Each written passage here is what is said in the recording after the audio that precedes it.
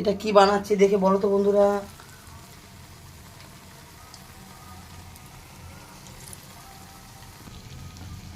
তো বন্ধুরা, তোমরা আমার মতো কে আছো এরকম নিত্য নতুন খাবার করে খেতে ভালোবাসো, বাড়িতেই বানিয়ে?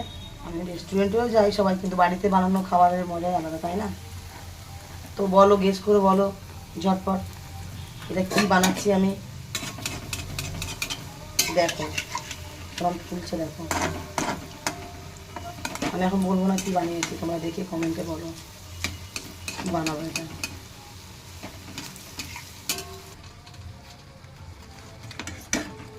দেখো বন্ধুরা, এই দেখো কি বানাবো, দেখো।